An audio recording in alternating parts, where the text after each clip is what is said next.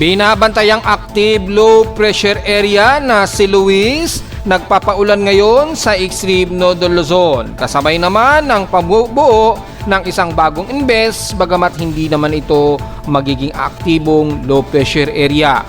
Samantala si Bagyong o Typhoon Dolphin nasa category 3 super typhoon ito sa kanyang 1 minute average na natiling walang pinagbago sa kanyang trajectory na halos didikit sa dulong hilagang silangan ng Philippine Area of Responsibility within 72 hours. Moderate pa rin ang inaasahan na magpapalakas at magpapaepekto sa bansa dulot ng hatak sa ating habagat this week. Kaya moderate to some heavy rain showers umiiral ngayon sa dulong bahagi na Ilocos Region, Mountain Province at most of Central Luzon area bunsod ng trough ni Luis. Ang sentro nito na nasa may bandang bahagi ng Isabela o Kasiguran Aurora nagdudulot ngayon maging sa bahagi ng Metro Manila at South Luzon ng mga maulap na paligid at maulang panahon ngayong araw. Pero nalalabi ng Visayas at Mindanao, makakaranas pa rin ng mga maulap na hipapurin na may mga maulang panahon lalo na sa kalurang bahagi ng Panay Island, Negros Region at southern part ng Mindanao. Eastern Mindanao at Northern Mindanao, bagamat katamtaman, magiging maulap din at isolated din ang inasahang ulang na panahon ngayong araw.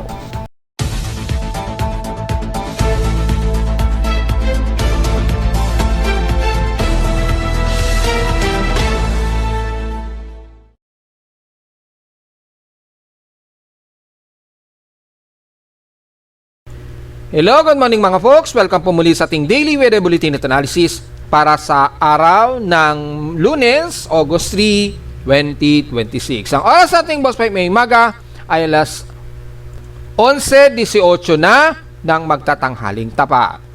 Maulan ngayon sa most areas ng Luzon, kabilang ng extreme Northern Luzon na kung saan nandiyan sa may bandang Palanan, Isabela or Dinapigi, Isabela ngayon ang kasalukuyang sentro nitong si Luis. Bagamat mayroong nabuo dito sa may bandang silangan ng La Union sa may bandang San Fernando, which is pinost natin yan sa Facebook page, dulot lamang yan ng trough nitong si Luis. So maaaring mag-converge lamang siya sa trough ni Luis. So maliit ang posibilidad nito na maging aktibo o maging isang ganap na bagyo. Sa ngayon sa ating lightning detection system, meron tayong mahigit 120 or 129 lightning strikes as of 12 a.m. Yan. Kung titingnan natin ang mas malapitan yung detalyehan ng mga pagkulog at pagkilat gamit ang ating real-time na lightning detection system since 11:12 a.m. yan. Yan, mga 11:18 yan according dito 11:18 a.m. po. So makikita natin na sa 129 lightning strikes. So tingnan natin sa pinaka real-time natin na lightning detection system. Yan, so makita natin sa 11:17 a.m. meron tayong 161 total lightning strikes. Most probably dito sa may bandang dulong bahagi ng extreme Northern Luzon ngayon ang mga pagkulog at pagkilat at kasulukuyan ngayon ang sunod-sunod na lightning strikes na nadedetect natin dito sa may bandang Batanes, Cupap Islands, Babuyan Islands at ilang bahagi ng dulong bahagi ng Ilocos Norte sa baybayin. Wala naman sa may bandang kalupaan so far as of 11:19 pero tuloy-tuloy nadadagdagan tayo ng mga sunod-sunod na mga lightning strikes. Ayun, may bago na namang 7 lightning strikes. So 168 lightning strikes na po. So ingat lang sa mga kababayan natin dyan sa dulong bahagi ng Cagayan at Ilocos Norte. Kayo po ngayon ang may mga pagkulog at pagkilat. At kasabay na mga malawak ang pag-ulan ngayon lalo na dito sa kanluran at silangang bahagi at sentro ng Northern Luzon. So mula sa amin sa Caloocan ay pinakamalapit 441 km po malayo. Although na-detect ng ating lightning detection system at tuloy-tuloy pa rin po yung detection dito sa extreme Northern Luzon. Ingat po sa mga kababayan natin sa Ilocos at Cagayan, bali sa dulong hilaga ng baybayin lalo na dahil sunod-sunod po ang mga pagkidlat dyan. So mula sa ating Doppler radar imagery makikita natin ang ilang light to some moderate ang kalimitan na umiiral ngayon dito sa extreme Northern Luzon. Yan, umaabot pa rin sa may bandang Pangasinan. So asahan natin ang Mountain Province, Benguet, La Union at Ilocos Region. Makakaranas tayo ng mga maulang panahon ngayon dyan. Ganon din sa silangang bahagi ng Cagayan, kasabay ang Isabela, at Aurora region dito sa may bandang Northern Luzon. Siyempre, damay na rin ang most of central ng Luzon, kasama ang Metro Manila at Southern Luzon ngayon sa maabutan ng mga trough ni Luis. Although, manaka-naka lang ang madalas na naging ulan sa amin sa Caloocan mula kagabi, at least umaabot pa rin yan ng at least light to moderate at maaring tuloy-tuloy po ang pag-ulan. Nakatas ngayon ang report ni Pag-asa as of 11 o'clock, ang tropical cyclone report. So pwede nyo pong tingnan ngayon yan. Mula yan sa data feed ni Pag-asa, yung kanilang advisory, taas ngayon dyan. So pwede nyo pong bisitahin sa ating website para sa official detail ng kanilang report. Yan. Automatic yan na nafi-feed dito sa ating website sa gustong makita pa rin yung kasalukuyang position din ni Luis at yung magiging forecast position niya sa loob ng 24 oras po. So nakataas po yung rainfall outlook niyan. Expected pa rin po yellow warning dyan sa may bandang Central Luzon at ilang bahagi pa rin ng Central Northern Luzon. So sa ating forecasting storm prediction ngayong Lunes, so this week days ay magiging mas maulan pa rin tayo. Expected po yan. At gaya po natin sinasabi, mga Martes ng gabi o Miyerkules, unti-unti mararamdaman na po muna sa katimugang bahagi ng bansa ang pag-enhance ng ating habagat dahil itong si Dolphin ay lumalapit na po sa dulong hilaga silangan ng ating Philippine Area of Responsibility. Bagamat until now, walang nakikitaan na ito ay papasok ng Philippine Area of Responsibility So, didiscuss natin yung further para kay Dolphin. Magiging kasalukuyan niya. So, sa kanyang 1-minute average, nanatili pa rin nasa super typhoon category ito. Pero sa 10-minute average natin ay under typhoon category na lamang po siya. So, malinaw po yan. At may bago na naman tayong isang invest, which is tatalakayin natin mamaya kung yan ba ay isang independent na tropical cyclone, kung sakali, or maghahalo lamang yan sa ating current na si Bagyong Luis. Sa ating current conditions of forecast tayo, gloomy, may hangin. Well, obvious naman po. At mostly cloudy tayo dito sa amin sa Caloocan. So, expected sa buong Metro Manila, maabot ng 29 to 30 km per hour. Yan, maabot pa nga ng 34 km per hour. So, bumubugso kami ng 40.4 km per hour. Normally yan sa isang tropical depression malapit sa Metro Manila. So, kitang-kita po sa ating live CCTV ang gloomy at medyo windy tayo. Well, very obvious po. So, mag-ingat na naman at magdala po ng payong dahil anytime pwede pa rin tayong ulalin maghapon dito sa Metro Manila. Sa lowest temperature na naitala na ka-weather station kaninang 4:36 ng madaling araw, lowest of 24.3 degrees Celsius tayo. Pero kahapon, ang pinakamataas na naitala sa amin sa Caloocan ay 29.5 degrees Celsius. So halos 30 degrees Celsius lang, mababa. Very obvious naman tayo. So mababa ang ating heat index at 36.2 degrees Celsius lamang dahil maghapon-kahapon makulimlim din tayo at maulan ang halos buong maghapon natin kahapon. So inasahan natin ngayong araw maghapon ay expected na magiging gloomy pa rin tayo at maulap at expected pa rin ang maulang panahon na mga folks. So importante ang mga payong. So sa atin namang PH extremes in past 24 hours, nangunguna ang Surigao sa may pinakamataas na air temperature na 33.8 degrees Celsius at sa lowest temperature sa Baguio almost walang pinag-iba o walang pinagbago, 18 degrees Celsius pa rin ang lowest sa kanila. At sa Inula naman ang Iba, Zambales, grabe ang naging total rainfall sa kanila, pumalo ng 118 mm total rainfall. So mapapansin natin ang northern part ng Luzon mula sa Metro Manila ang may pinakamalaki ang naging buhos ng ulan, hindi masyado dito sa atin sa Metro Manila. Sa maximum average wind speed ang Dagupan, nakatotal sila ng 18.5 km per hour. Kumpara sa amin sa Caloocan, well, malakas din, 25.7 km per hour. So, mas malakas kami. Mapalo pa ng 31.5 km per hour yung aming average wind speed. So, nangunguna kami sa Caloocan na mabugso ang hangin dito, malakas ang hangin. Well, kitang-kita naman natin until now, malakas ang ating hangin at bugso dito sa amin sa Caloocan.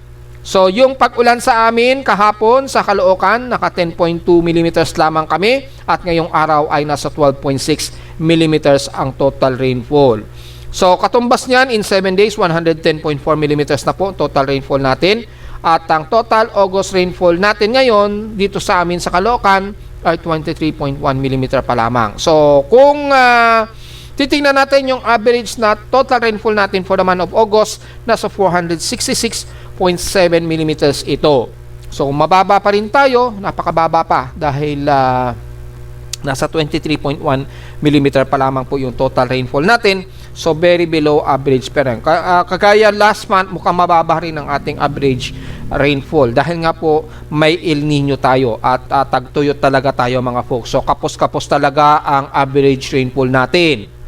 Malinaw naman yan dahil yung ating aparato mismo ang nagsasabi na talagang hindi umaabot sa average rainfall natin ang buhos ng ulan. Samantala sa ating outside humidity, 80% po tayo, mataas ang concentration. At bumaba ito ng 5% since last hour. Mababa ang atmospheric pressure natin. Very obvious. Nandyan si Luis, 1,005 hectopascal stadio. And steady ito since last hour. So, pa-high tide po tayo mga folks. So, double check natin kung lagpas 1 meter pa rin ba ang ating sea level. Well, double check natin sa ating high tides and low tides.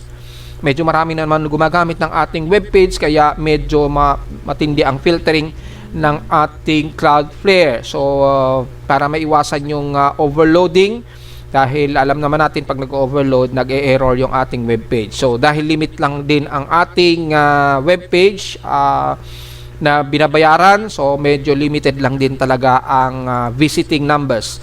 So fini-filter po at medyo mahirap ang loading. Antay tayo mag-load para doon sa sea level natin, sa high tide and low tide status. So kung titingnan natin sa ating sea level ay mukhang 1 meter.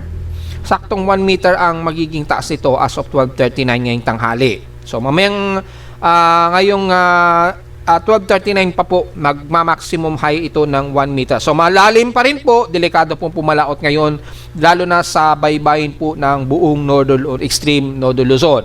Malakas po yung bugso ng hangin dyan kasabay ng maalon na karagatan at mataas dahil magha-high tide tayo ng 1 meters. Delikado pong pumalaot mga folks. Kung maaari ay iwasan po muna natin maligo sa mga chikting natin dyan. Sa mga papalaot naman sa gustong mangisda ngayong araw, yung maliliit na mga mangingisda natin. So kakapit lang din mula sa Data Philippine Pag-asa as of 11:22 AM. Nakataas ngayon ang thunderstorm advisory dyan sa area ng Negros Occidental, Guimaras at Iloilo So mostly sa may bandang Visayas, nakataas po ang localized thunderstorm dyan within 1 to 2 hours po. At yung experience condition kabilang na ang Capiz, rest of Iloilo mula Hinuhay, Bandingan at Dueñas, paki-correct me and I'm wrong, sa pagbigkas, San Enrique, Bartok Viejo hanggang San Joaquin na po yan. Then Negros Occidental kasama ang La Carlota City hanggang Valladolid na po yan at Pontevedra yan, hanggang sa City of Kabangkalan, Himamaylan hanggang dyan sa Taboso at Calatrava. So 1 to 2 hours din daw expecting ng forecast na yan. So ingat po sa mga pagkulog at pagkilat at downpour ng ulan po. Asahan talaga natin na magiging maulan tayo sa maghapon mga folks. Samantala meron tayong space weather status. Well, kamustahin natin dahil meron tayong geomagnetic field. At least moderate lang ito na active field. So silipin naman natin dahil hindi tayo wala tayong masyadong extended outlook ngayon dito. Nakataas ngayon ang extended warning ang ating geomagnetic field. So at least KP5 expected. At yung extension nito at least hanggang mamayang hapon po. At least mga hapon o gabi. Meron naman tayong minor NOAA scale as of 10:53 AM po ito, oras sa Pilipinas. So minor lang naman yung grid fluctuations pero at least meron tayo idea lalo na sa mga Pinoy natin sa Northern Hemisphere at auroral activity na mayroong visible. So base sa ating NOAA K-Peak Index courtesy of NOAA, makikita natin at least 4.67 to 5 ang expected KP index po yan. Meron kasi expected na geomagnetic field since ngayong araw, August 3. May coronal mass emission na kasalukuyang na gaganap ngayon. So at least posibleng G1 to greater geomagnetic storm ang posibleng mangyari hanggang bukas yan at 5 nitong month na ito. So at least wala naman daw transient na recurrent ng solar wind na magkakaroon ng matinding forecast. So mababa lang ang ating inaasahang radio blackout at solar radiation so far. At makikita naman natin na at least 1 o'clock ang malakas na bursting o burst ng haring araw. Wala namang masyadong coronal hole, wala naman tayong nakikitaan. So normal speed lang ating solar wind so far ayon dito sa sonorogram. Yan, medyo normal naman tayo. At sa ating sunspot ay medyo may nakatutok sa atin, although maliit lamang ito kay AR4502 at lalo na dito sa may bandang AR4498 medyo kita yung sunspot, pero maliit lang naman yan. So ang sunspot nito expected 105, medyo moderate lang, wala namang masyadong correlation ng significant impact na paparating so far. Wala tayong extended forecast ng KP index at geomagnetic field at X-ray flux. So makita natin dito at least mula kahapon nagkaroon lang ng moderate lang o low, pero below pa rin na mababa yung KP index at X-ray flux. At mukhang kahapon yata nagkaroon ng nagkaroon ng bahagyang mataas na ating solar photon flux. Ayan. At least S1 lang naman ito since July 31. So hindi natin napansin na tumaas yung ating solar photon flux, pero at least minor lang naman ito to moderate, wala namang matinding flux na nag-arrive at yung geomagnetic activity natin at least mula kahapon G1 geomagnetic storm hanggang madaling araw.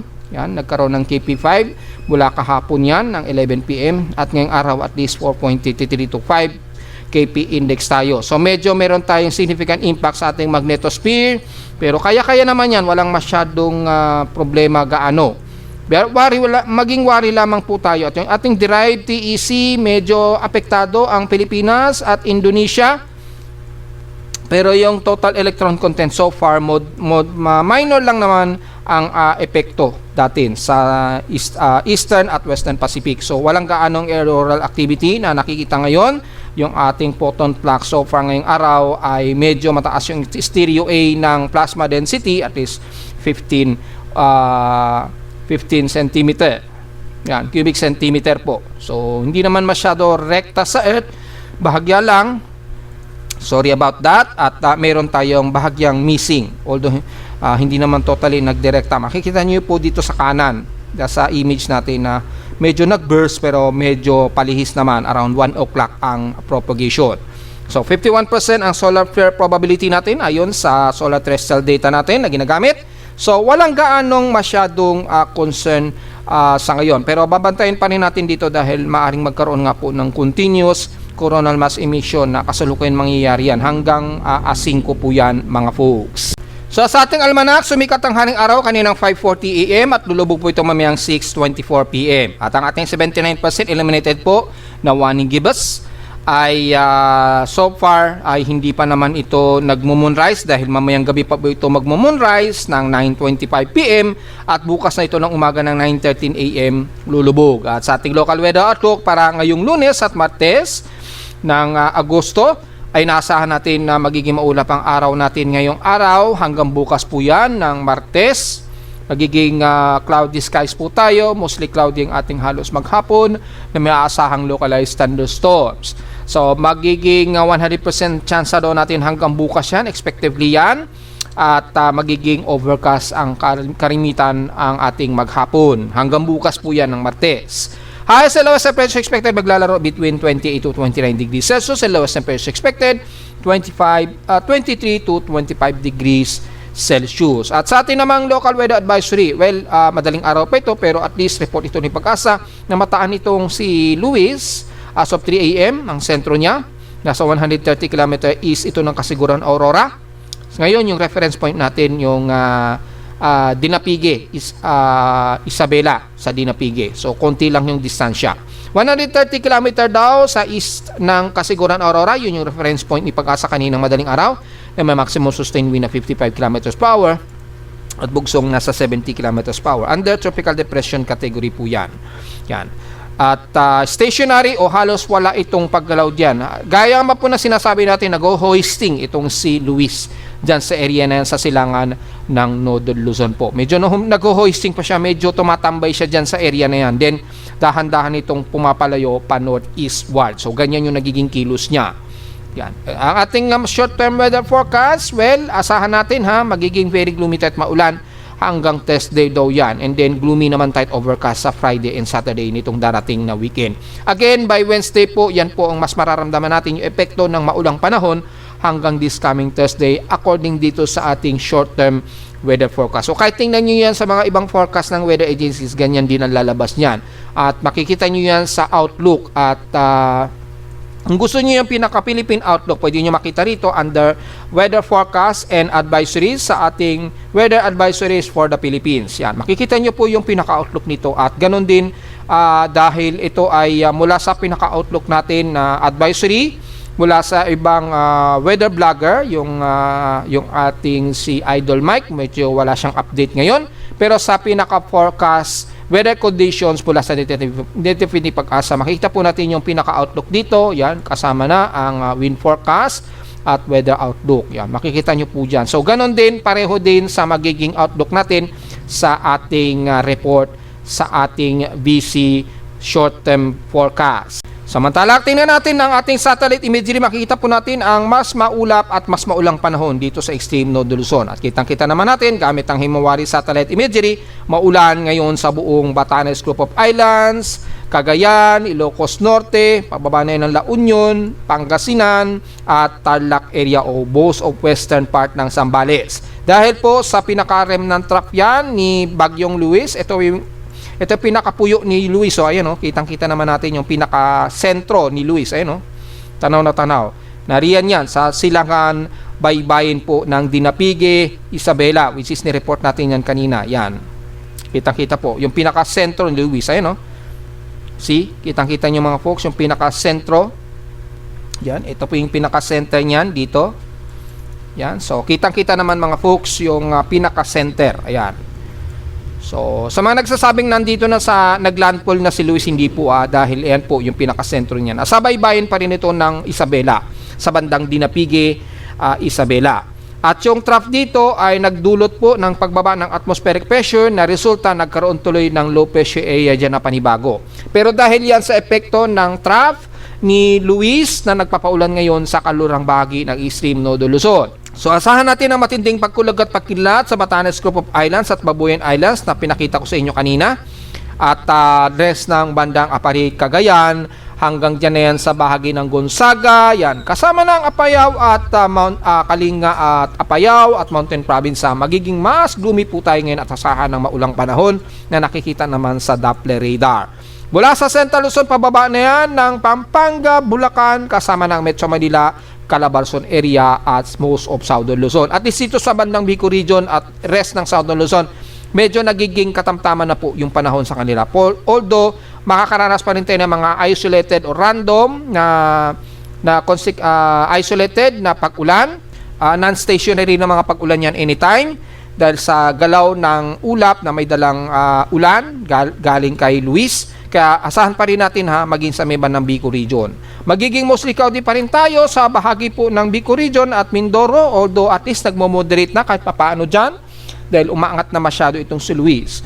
So kabilang na ang Lucena at Timonan hanggang Camarines Norte na yan and the rest of Bicol region. Asahan natin na katamtaman pero gloomy at maulap na panahon, expected na mga isolated rains and localized thunderstorms maghapon.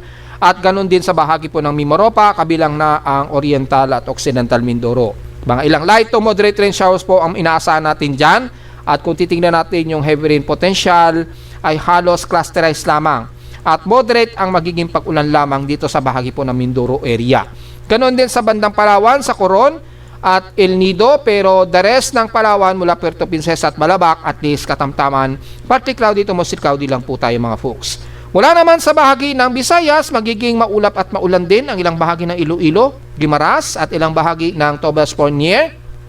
Diyan pa rin sa bandang Panay Island sa Kanluran. Kasama na ang Antique at ilang bahagi pa rin ng Aklan sa Hilaga. Bagamat partly to mostly cloudy tayo, isolated lang ang pag-ulan na may ilang moderate and heavy rain showers ang aasahan ng mga taga Iloilo at Guimaras. Pagtawid naman ng Negros region, magiging maulap din ang buong Bacolod at La Cortolota at most of western sections ng Negros Occidental. Asahan din na isolated rain showers and localized thunderstorms.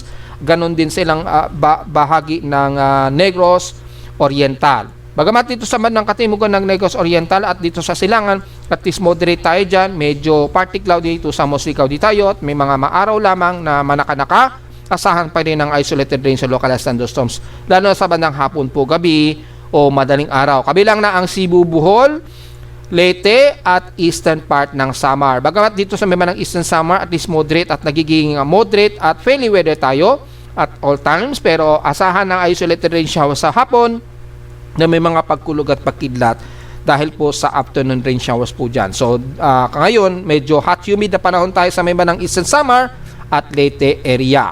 Samantala sa Northern Mindanao, bagamat nagiging katamtaman tayo sa Surigao del Norte, asahan pa rin ng mga kalatkat na pag-ulan na may pagkilat pagkulog. The rest of Caraga area, kabilang na ang dyan sa may ng Tandang, Surigao del Sur, kasama na ang Hinatuan at Bislig. May mga ilang light to moderate and some heavy rain showers po tayo dyan. So be ready sa mga payong.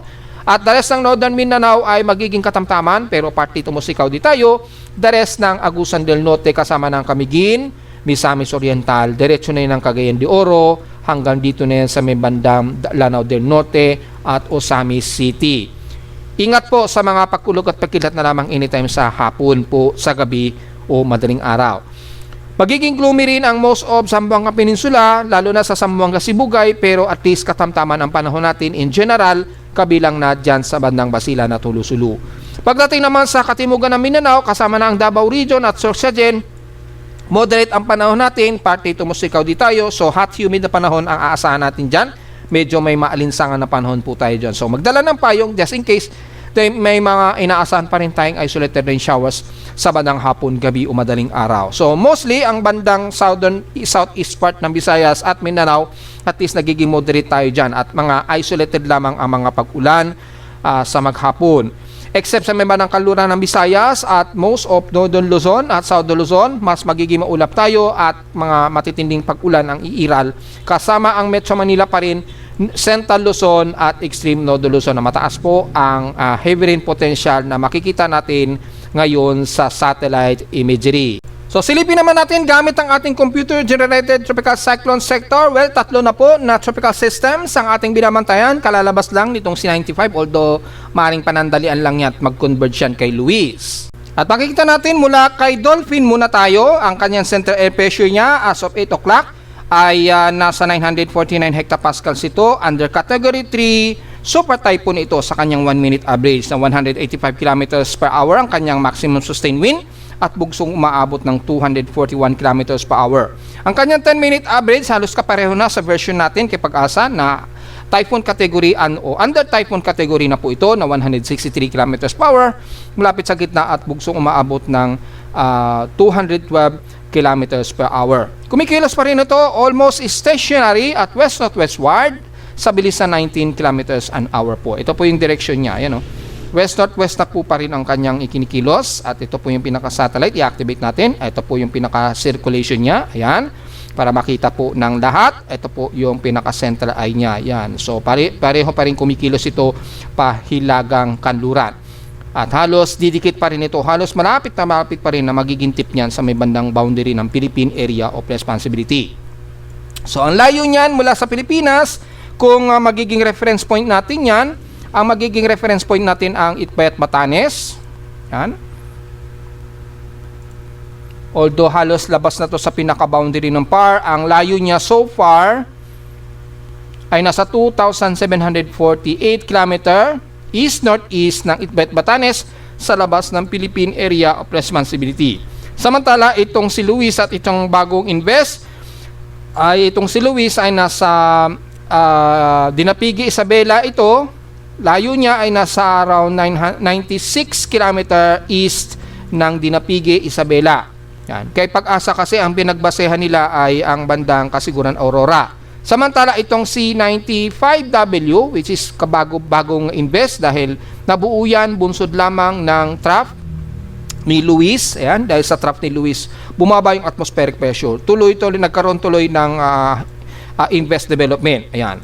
So, nasa baybayin ito ng San Fernando, La Union, ang pinakasentro ni 95W. Although, dito naka-indicate mataas agad ang tsansa niya, pero predicted maaring mag-dissolve din yan or mag-converge dito sa trough ni Luis.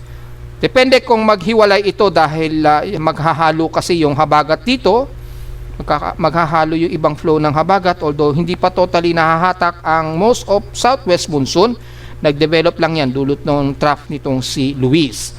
So sa ngayon ay maliit ang posibilidad nitong si 95W na magiging aktibong bagyo at maaring magsama lang sila ni Luis. So tingnan pa rin natin mga folks.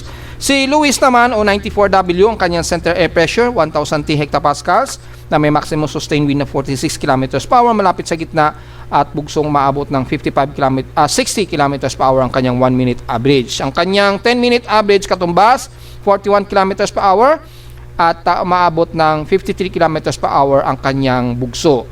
Yung 1 minute nito at yung oras natin sa Pilipinas halos magkatugma dahil 55 km itong kay Pag-asa at 70 km naman yung bugso. So halos magkatugma. Medyo angat lang ng konti dahil 8 oras po kasi ang ahead sa computation ng Universal Time Coordinate. So normal po yan. At halos kapareho naman at pasok na rin sa tropical depression. Hindi nga lang siya pumitik pa ng 46.5 para mag-trigger ito sa Luis. Pero considering ay tropical depression na po yan. Yan, alanganin lang siya ng 0.5 kaya hindi siya nag-trigger pa. Pero considering ay automatic tatawagin na yung Luis. Yan. Automatic maglilist naman yan as Luis po. Ayan. At ito na yung magiging tropical cyclone track combination para kay Luis. Ayan. Binago ni Pag-asa yung magiging trajectory dahil medyo erratic talaga ang galaw. Mapapansin natin mula kay Google DeepMind. Kay Google DeepMind medyo tatawid pa ito ng bandang Mountain Province daw. Yan. According dito ha. So medyo alanganin. At kay Pag-asa naman, tatama o medyo didikit ito sa may bandang Isabela, bandang Palanan, and then bigla daw itong kikilos pa Hilagang Silangan. So medyo alanganin ito. Mga bukas daw ng umaga, medyo magpapalanan Isabela ito. So buong maghapon halos maghohoys o medyo tatambay itong si Luis dito sa silangan ng Dinapige or Kasiguran Aurora. Medyo dyan siya tatambay ngayong maghapon, and then bukas po ng umaga bigla itong magpapalanan. Then kikilos ito pa Hilagang Kanluran daw sa susunod na 24 oras. So yan po yung position ni Luis so far. Walang naitaas sa ibang weather agencies, pero si Dolphin halos stationary o walang pinagbago ang kanyang forecast track. Pare-pareho sila ng Joint Typhoon Weather Center, Japan Meteorological Agency at ng ating Google DeepMind na ginagamit. So kung isa-isahin natin yan, ito po yung forecast track ni Japan Meteorological Agency. So maliit na talaga o maliit ang potential pa niya na sumilip sa pinaka-boundary ng par natin. Then tutumbukin ito ang Okinawa Islands by August 7.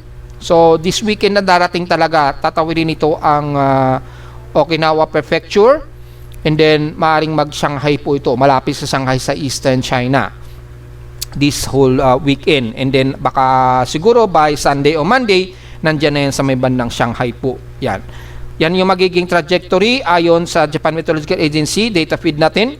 Kahit tingnan nyo po kay Japan Meteorological Agency, ganyan ang lalabas ng kanilang forecast track dahil yung ating pinagbasihan na tropical cyclone forecast error ay simulated mismo sa official ng Japan Meteorological Agency. So yan po yung pinaka-peak o mean track na lumalabas. So yan, ito yung kinocompute ng ating system.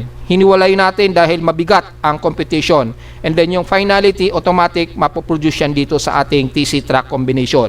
Bawat isa para hindi masyado overloading. So nakukuha natin ng tama at mas accurate na trajectory kung ano yung lumalabas kay Japan Meteorological Agency. Wala pong forecast si Pag-asa para kay Dolphin. Yan, kung titingnan nyo po kay Pag-asa, i-load natin yung ano ni Pag-asa. Yan, kung mapapansin nyo, wala pong forecast track para kay Dolphin, maliban lamang kay Luis. Si Luis lang ang mayroong forecast track. Ayan. Although hanggang tropical depression lang talaga ang ilalakas nito at mukhang walang nakikitaan na mag-further yung lakas niya. Mula naman kay Joint Typhoon Weather Center para kay Dolphin, ito ngayon yung kanyang kasalukuyang forecast track. Halos pare-pareho sila ni JMA, DeepMind at Japan Meteorological Agency na Okinawa Prefecture din pagdating ng August 7 or 8, dito August 8. Yan. August 8 naman dito kay Joint Typhoon Weather Center. So ahead. Pero at least iisa ang magiging tumbok ng tatlong weather bureau o weather official nila.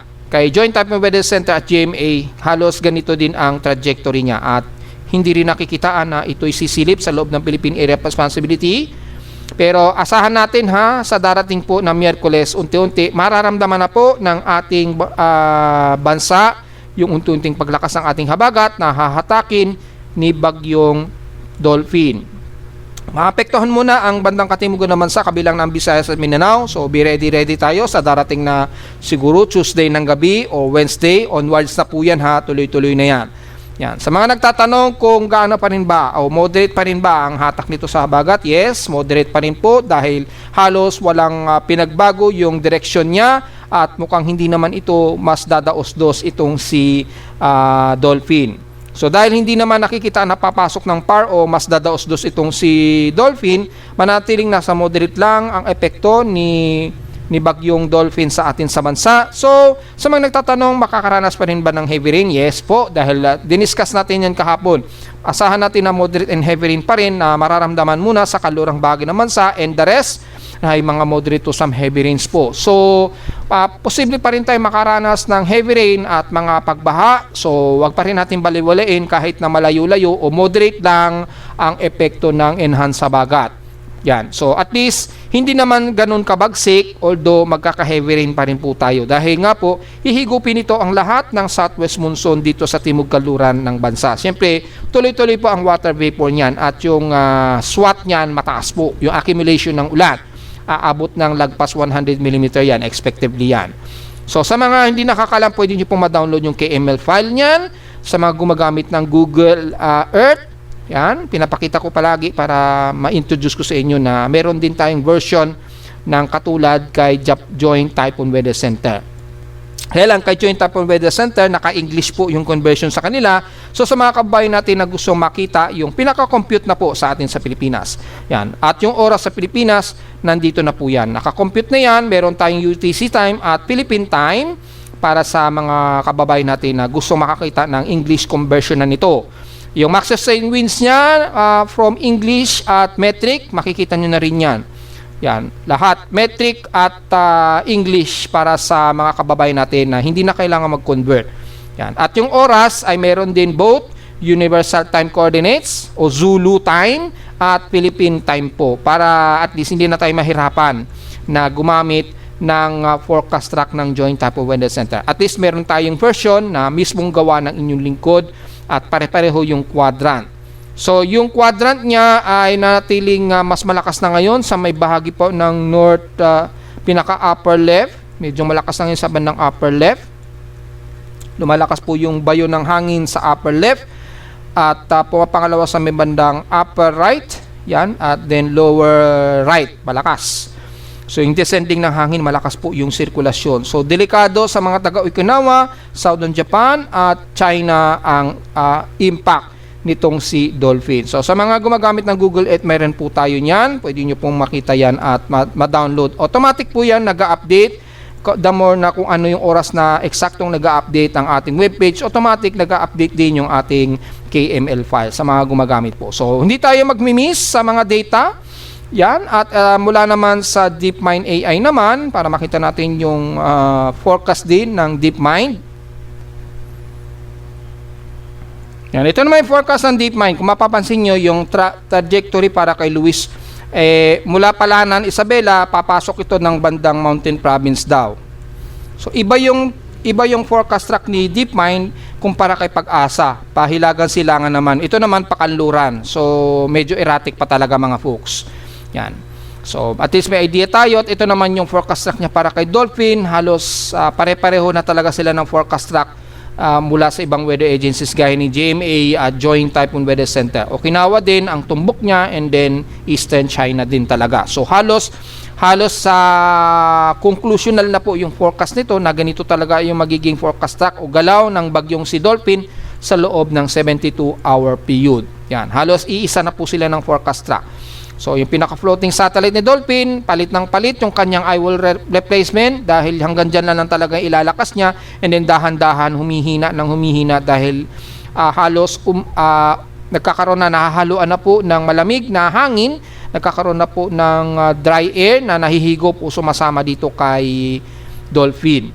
So nagpipilit pa rin niyang mag-maximum sustain habang kumikilos pakanluran po. Ito naman yung si Luis, kitang-kita po yung pinakapuyo niya o yung sirkulasyon, ayan.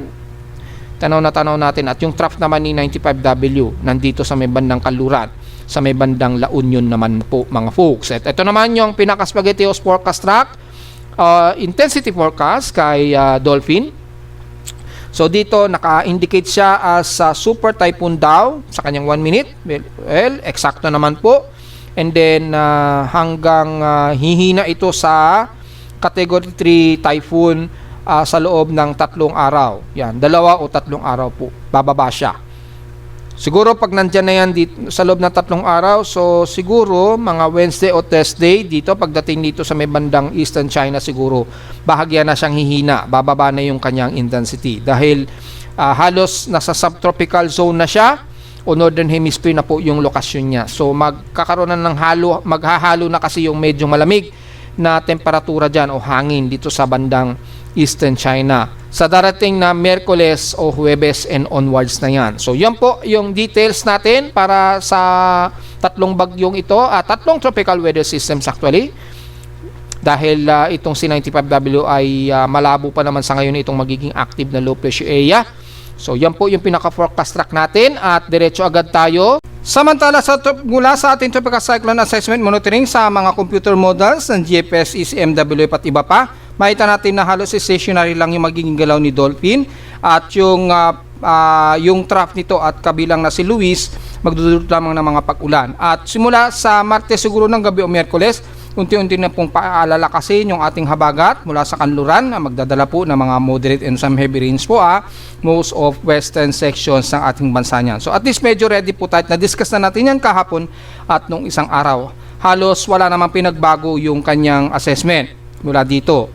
And then yung maaring may mabuong low pressure area mukhang hindi naman kikilos ito pa kanluran. Mula sa ECMWF naman, ganun din, stationary at kita na po dito si Luis, yan. Pero makikita natin halos unstable itong si Luis at manatili lang as tropical depression habang biglang kikilos ito pa silangan. Then yung circulation nitong nabubuong inves, magko-converge lang kay Luis. And then yung unti-unting maghatak sa ating habagat sa darating na Martes o Miyerkules, onwards na po yan hanggang weekend. Magpapaulan yan sa kanluran ng bansa. Kabilang na ang Western sections ng Visayas at Mindanao. So mag-ready-ready po tayo dahil posible pa rin magdulot yan ng malawakang pagbaha. Mula sa AI ensemble naman ay ganun din. Almost stationary lang. Gaya lang din ng report natin kahapon na halos wala namang pinagbago sa mga extended forecast para kay Dolphin.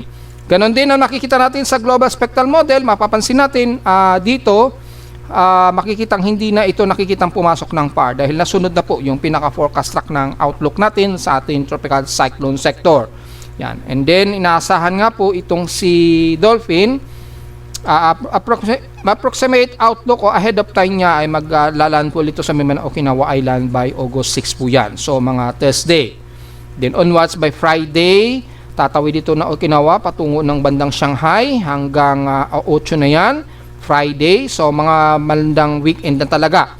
By weekend ay maapektuhan na po ng matindi ang paligid niya ng Eastern China kasama ang Shanghai. Siyempre hindi ligtas dito ang Taiwan kaya maghanda-handa pa rin ang mga Pinoy natin dyan sa Taiwan. Sa extreme Northern Luzon naman, siyempre dahil sa patuloy na mahahatak ang ating habagat, asahan na magiging maulan pa rin tayo sa darating na weekend kasama na ang Southern Luzon, Metro Manila at extreme Northern Luzon po niyan. Ayan o, kitang-kita naman po yung epekto. Pero mapapansin natin dito at least moderate ang magiging ulan na maaapektuhan sa atin. Dahil yung mean sea level pressure ko titingnan natin, naglalaro lang sa 1,002 hectopascals at pinakamaba at least 998 hectopascals sa extreme Northern Luzon sa darating na weekend. Ayan, ito po yung forecast track ng mean sea level pressure ni Dolphin. So, maliit na talaga o maliit ang posibilidad pa rin niya na makapasok o makasilip ng Philippine Area of Responsibility. So wala tayong matatawag muna na may hanggang this weekend dahil until now walang nakikita na ito ay papasok ng Philippine Area of Responsibility. At nagtugma naman sa mga forecast natin, di ba, ng mga nakarang araw na yung mostly ang galaw talaga ng bagyo, pahilagang kanluran na mas mataas sa bahagi ng Pilipinas. Ganyan talaga pag tag El Nino. Yan. So, ito po yung magiging strike probability at kasunod ni Dolphin, meron nga po isang bagong low pressure. Pero mapapansin natin pahilaga o halos pa-northwestward po ang galaw nitong isang bagong tropical cyclone strike probability na to. Ito po yung sila Luis at 95 at ito naman yung si Dolphin. Ayan. So tingnan natin kung merong data para sa Sabado na darating August 8. Kung itong bang bagong low pressure area na kasunod ni Dolphin ay lalapit sa bansa. Well, makikita natin hindi. Pa-northwestward po o tarik ang masyadong tarik na pahilagang kanluran yung kilos ng isang low pressure area. So posibleng matawag yan as 96W. Tingnan natin kung magiging 96W kung walang mabubuo o walang mauuna sa kanya na mabuo after 95W. So baka 96W na po itong mabubuo itong isa. Pero malayo, halos patungo sa may bandang Eastern Japan yung kilos ng isang bagong invest na posibleng mabuo nga po dito sa may bandang northern part ng Marshall Islands. Yan. Walang latest update sa Western Pacific pero ito makikita natin yung cyclonic circulation ni Dolphin at ni Luis. So halos tropical depression lang talaga ang aabutin kay Luis. So kung titingnan natin yung global traffic hazard, mapapansin natin ay tuloy-tuloy po yung ito malamang ito yung si Luis, and then by August 12 po to August 18 mukhang meron na namang susunod, pero mapapansin natin ang lalayo ng distansya ng mga ito. Yan, malalayo at typically matataas yung trajectory niya. So halos ligtas-ligtas ang ating bansa na tatamaan. Mataas po yung trajectory niya. Yan talaga ang epekto during El Nino phenomenon. Samantala sa ulit Lindol, dahil sa epekto ng bagyo na si Luis, ay medyo nagkaroon tayo ng noise sa ating seismometer. Normal po yan. Pero wala naman tayo nadedetect na medyo may kalakasan ng mga panginig. Pero may mga maliliitang mga lindol na nadedetect sa ating seismometer mula pa kagabi. At so far ay puro minimal ang nadedetect na ating seismometer. So wala namang masyadong malakas, pero kung titingnan natin sa data feed ni PBOX, merong maraming magnitude 4 ang naitala. Ganun na lamang dito sa Mindanao Balot Island na naman kaninang 12 at 26 AM. Yan, may magnitude 4.7 ito. Although halos Indonesian zone na po ito, so masyadong malayo sa Sarangani. At kaninang 6:22 AM naman dito sa bahagi po ng Sugod, Southern Leyte, na may magnitude 4.0 na mababaw lamang epicentral depth of 10 km lang. So at least intensity 2 ang naramdaman sa Southern Leyte niyan. At yung aftershocks pa rin sa may bandang Balot Island na naman sa Sarangani sa Davao Occidental. May magnitude 4.9, halos magnitude 5 ito. At medyo ramdam ito at least intensity 2 to intensity 3 dyan sa area ng Sarangani. Kaninang 6:48 AM naman ito nagana. So meron tayong tatlong magnitude 4 na naitala mula kay sa data feed ni PBOX. At so far ay wala namang magnitude 5 at marami-rami na kaagad yung mga aftershocks pa rin dyan sa bandang Sarangani pa rin. Tuloy-tuloy pa rin yung cluster ng lindol dito sa paligid ng Sarangani. So meron tayong 13 earthquakes dyan. At dito sa Silangan medyo dumadami-dami rin sa may bandang eastern part ng Mindanao. Sa Luzon, well, meron sa Tarlac nagkaroon ng magnitude 1.4 sa malapit sa city of Tarlac. Buti medyo malalim. Yan. Yun lang naman yung pinaka-latest natin at yung total earthquakes natin ngayong araw habang nag-uula tayo, total of 46 earthquakes. At wala naman sa historical earthquake data natin for the month of August. Hopefully, naihiwalay na po ito ni PBOX. At wala sa ating historical earthquake data for the month of August. Hopefully, na-separate na po ito pero hindi natin i-expect yan na mahiwalay na yan ni PBOX. So, dapat maano na yan. Dapat maayos na yan ni PBOX. Automatic mahiwalay yung total earthquake para sa month of August. Yan. So siguro gawin natin ang paraan na tayo na lang siguro mag-filter. Yun na lang siguro naisip kong paraan na kung ano yung month as automatic, i-filter na lang niya, aalisin niya yung month ng July. So yun lang siguro gagawin natin, ano, para maiwasan natin yung ganitong senaryo. Yan. Kaya lang pag kinompute kasi yan, sumasama pa rin siya dito sa annual, nagtototal. So wala pa rin tayong magagawa kahit i-filter natin eh. Yan. So yung total earthquake natin ngayong araw ng August, hindi natin mabibilang dahil magkahalo eh. Yung 2,202, subtract na lang natin sa month of July. 2,202 minus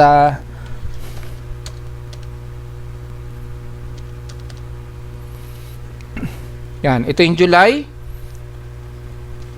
minus 2,049. So nasa 153 na po yung total earthquakes natin. At expected meron namang magnitude 5 yan. So dito sa Manang Mindanao pa rin, hindi mo natin mabibilang until na ma-separate po yung total earthquakes dyan sa month of July and August. Pero at least nasa 153 yung total earthquakes natin for the month of August. Kukunti pa lang yan mga folks. So wala pa naman tayong masyadong magiging concern. Although meron nang nai-record tayo dyan sa 153 total earthquakes na mga magnitude 5 dyan sa paligid po ng Sarangani. Kaya ingat pa rin po mga folks. At narito naman ating 3-day weather forecast para sa araw ng Lunes, August 3, 2026.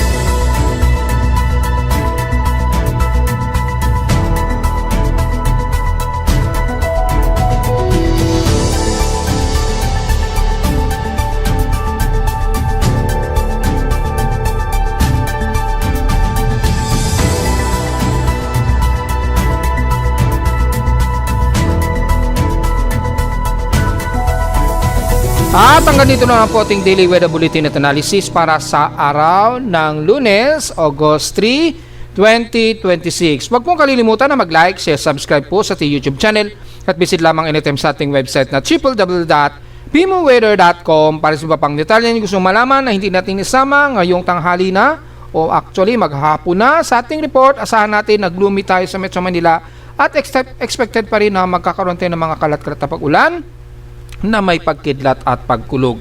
At visit lamang sa ating website sa gusto mong malaman pa rin pinaka-dynamic events mula sa reading ng ating aparato sa Caloocan at sa data feeds mula sa iba't ibang weather agencies. Maraming salamat po mga folks at magandang araw po sa ating lahat.